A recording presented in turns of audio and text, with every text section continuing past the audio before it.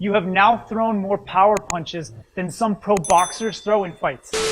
In our time on this earth, we have seen many wonders come out of the world of CrossFit. My personal favorite is these pull-ups that make you look like a seal who is attempting to mate with the atmosphere. Or at least that was my favorite until this gym came up with CrossFit self-defense. I honestly don't think anything that I have to say can possibly prepare you for what you're about to see and or hear, so just take a look. The same kinetic chain that it takes to go from quarter extremity to fire a wall ball is the exact same kinetic chain that I can use to fire a palm strike. I'll tell you what, CrossFitters, people go, man, I'm not a martial arts athlete, and you do any other workout that week that has even one wall ball, you have now thrown more power punches than some pro boxers throw in fights. Well, what about some of the other tools? What about the elbows? Does this look familiar?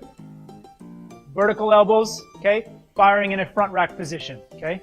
Cleaning a bar, the exact same kinetic chain, and I would argue probably more violent and explosive than some fighters throw. So when we drive every day, what do? We put on our seatbelt, right? So Josh puts on his seatbelt, he reaches across, same motion. Knees to elbow, same kinetic chain, that closing of the core. So watch this. Everybody save Josh's life. When you guys see me about to knee Josh, save his life. Everybody ready? You guys ready?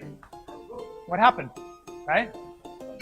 There you go, let him down. Now, when I first watched this video, I thought to myself, what the fuck? But then I began to see this concept in my everyday life. When I brushed my teeth, I realized that if I opened my hand, it was the same kinetic chain as raking the eyes. And when I wiped my poop hole, I realized that it was the exact same kinetic chain as throwing a headbutt.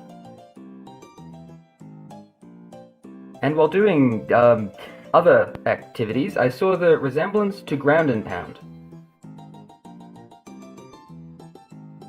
So it turned out that for the majority of my life, I had actually been training myself to be a deadly assassin without even knowing it. Alright, but for real, I do understand what this guy is trying to say. Doing these exercises can potentially help you in self-defense in regards to the fact that they will add to your explosiveness, add to your power. If you do powerlifting, great. If you do plyometrics, great. Any kind of explosive movement, nice. That being said, by no means do they have the exact same kinetic chain.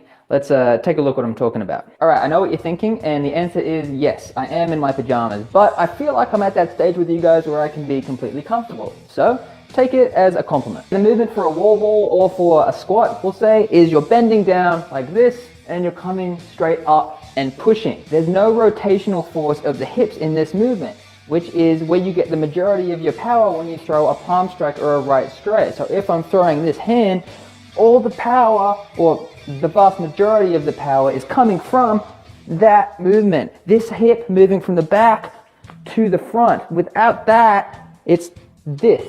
You're not squatting down and coming up like this, although in some circumstances that may be something that you add to the movement, but where all of the power comes from is this. The rotation of the hips moving from back to forward.